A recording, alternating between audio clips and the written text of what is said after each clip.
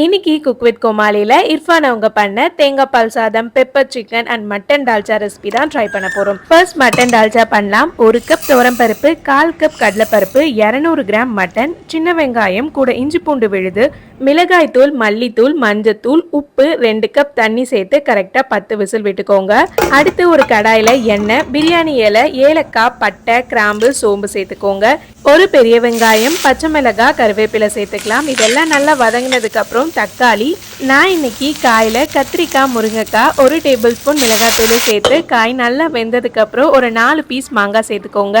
இதோட நம்ம வேக வச்ச பருப்பு, மட்டன் அண்ட் கூடவே ஒரு 1/4 கப் புளியும் சேர்த்துக்கோங்க. நல்லா கொதிச்சதுக்கு அப்புறம் கொஞ்சம் கொத்தமல்லி இலை சேர்த்தீங்கன்னா டால்ச்சா ரெடி. அடுத்து பெப்பர் சிக்கன், மல்லி, மிளகு, சீரகம், சோம்பு இது எல்லாத்தையும் நல்லா ரோஸ்ட் பண்ணிட்டு பவுடர் பண்ணிக்கோங்க.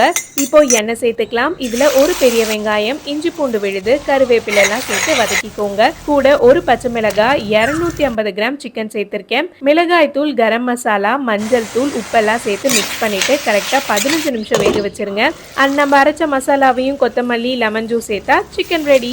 அடுத்து தேங்காய் பால் புலாவுக்கு 1 கப் சீரக சம்பா அரிசியை 15 நிமிஷம் ஊற வச்சிட்டேன். நெய்யில பிரியாணி மசாலாலாம் சேர்த்துக்கோங்க. வெங்காயம், பச்சை மிளகாய், இஞ்சி பூண்டு விழுது, கூட புதினா, கொத்தமல்லி எல்லாம் சேர்த்து நல்லா வதக்கிக்கலாம். இப்போ இதுக்கு தேவையான அளவுக்கு உப்பு, ஊற வச்ச ரைஸ் அண்ட் 1 கப் அரிசிக்கு 1/4 கப் தேங்காய் பால் சேர்த்து ஒரு விசில் விட்டுக்கோங்க.